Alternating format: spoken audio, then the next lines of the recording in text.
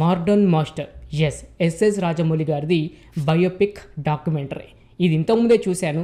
Just 1 hour 22-25 minutes average duration అయితే ఉంది. ఫ్రీగా ఉంటే ఒకసారి వెళ్ళి చూడడానికి అయితే ట్రై చేయండి. రాజమౌళి గారి కోసం మనకు చాలా విషయాలు అయితే తెలుసు, కాకపోతే ఇందులో కొంచెం డీప్గా ఎక్స్ప్లెనేషన్ అయితే చేశారు. అతని ఫ్యామిలీ కానివ్వండి, అతను లవ్ మ్యారేజ్ కానివ్వండి, అలాగే సినిమా ఇండస్ట్రీకి రాకముందు ఏం చేశాడు, సినిమా ఇండస్ట్రీకి రావడానికి కారణాలు ఏంటి అని క్లీన్ అండ్ క్లియర్గా ఎక్స్ప్లెనేషన్ అయితే చేశాడు. మనకు తెలుసు కదా రాజమౌళి గారి కోసం మరలా ఎందుకనైతే అనుకోకండి, చాలా డీప్ విషయాలు అయితే చెప్పడం అయితే జరిగింది మన ఎస్ఎస్ రాజమౌళి గారు. ఇప్పుడు ఈ డాక్యుమెంటరీ 4 లాంగ్వేజ్తో స్ట్రీమింగ్ అవుతుంది.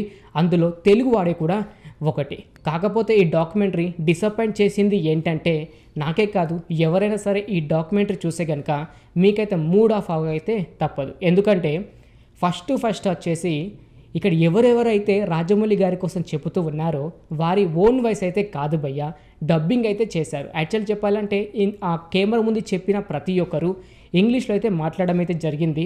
అందుకే హీరో ఎవరెవరైతే మాట్లాడారో వారి డబ్బింగ్ అయితే తెలుగులో వేరే వారు ఇవ్వడం అయితే జరిగింది. అందుకే ఈ డాక్యుమెంట్ చూస్తుంటే అంత కిక్ అయితే అనిపించలేదు.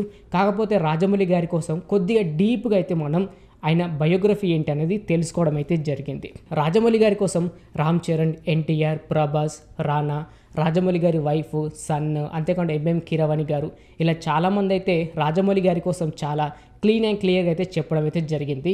RRRలో ఉన్న సన్నివేశాలు ఏంటి, ఫన్ ఏంటి, అంతేకాకుండా రాజమౌళి గారు ఎందుకని సీరియస్ అవుతూ ఉంటారు, ఎందుకని సినిమా అంత డీప్గా అంటే టేకుల మీద టేకులు చేసుకుంటా పర్ఫెక్ట్ అవుట్పుట్ రావడానికి ఎందుకని అంత సీరియస్ అవుతారని ఎన్టీఆర్ గారు, రామ్ చరణ్ గారు, ప్రభాస్ అండ్ రానా వీరు కూడా క్లీన్ అండ్ క్లియర్గా అయితే చెప్పారు. అంతేకాకుండా ఈగ సినిమా కోసం పడిన కష్టాలు ఏంటి, బాహుబలి సినిమా తీయాలి అనే ప్లాన్ అయితే ఉంది, కానీ దాని బడ్జెట్ అనుకున్న దానికంటే ఎక్కువైపోయింది. అంటే ఆల్మోస్ట్ 300+ crores అయితే ఖర్చు అవడం అయితే జరిగింది. ఫస్టే అనుకున్నాడు అంట రాజమౌళి గారు, ఈ సినిమా కొంచెం డౌట్గా ఉంది, ఇన్ కేస్ పాజిటివ్ టాక్ రాకపోతే పెట్టిన డబ్బులన్నీ పోతాయని భయపడిపోయాడు అనేది. అంటే కెమెరా వెనుకాల ఉన్న ప్రతి ఒక్కటైతే ఈ డాక్యుమెంటరీ చెప్పడం అయితే జరిగింది. స్వయాన ఎస్ఎస్ రాజమౌళి గారు అండ్ తన వైఫ్ అలాగే సన్ను కూడా చెప్పడం అయితే జరిగింది. చాలా ఎమోషనల్గా అయితే మాట్లాడారు. మనం బాహుబలి సినిమా చూసుకొని ఎంత గర్వంగా ఫీల్ అయ్యామో, ఈ డాక్యుమెంటరీ చూసే మాత్రం కొన్ని సీన్స్కి వాళ్ళు మాట్లాడే మాటకి మాత్రం ఏడుపు రాకైతే తప్పదు. అంతేకాకుండా RRR టోక్యోలో కనుక చాలా ఎక్కువగా సెలబ్రేషన్ చేసుకున్నారు అని ఆ వీడియోస్ కూడా చూపించారు. చాలా హ్యాపీగా ఉంది అని రాజమౌళి గారి ఫ్యామిలీ, ఆ RRR టీం అంతా చెప్పడం అయితే జరిగింది. ఇలా చెప్పుకుంటూ పోతుంటే ఈ డాక్యుమెంటరీ రాజమౌళి గారి చిన్నప్పటి నుంచి ఇప్పటిదాకా RRR దాకా తను పడిన కష్టాలు ఏంటి అని ప్రతి ఒక్కటైతే చూపించారు. అందుకే ఫ్రీగా ఉంటే ఈ డాక్యుమెంటరీ చూడడానికి అయితే ట్రై చేయండి. కాకపోతే డబ్బింగ్ మాత్రం ప్రతి ఒక్కరిని డిసప్పాయింట్ అయితే చేస్తాయి. ఎందుకంటే మన హీరోస్ ప్రతిరోజు మాట్లాడే మాటలు విని వాళ్ళని చూడకపోయినా పర్వాలేదు, కానీ వాయిస్ ఉంటే చాలు అతను ఎవరు అని ఈజీగా చెప్పేయచ్చు.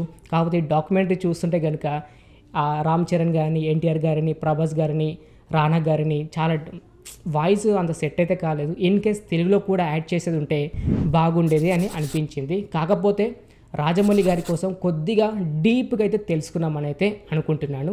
అందుకే ఫ్రీగా ఉంటే అయితే ఈ డాక్యుమెంటరీ చూడడానికి అయితే ట్రై చేయండి.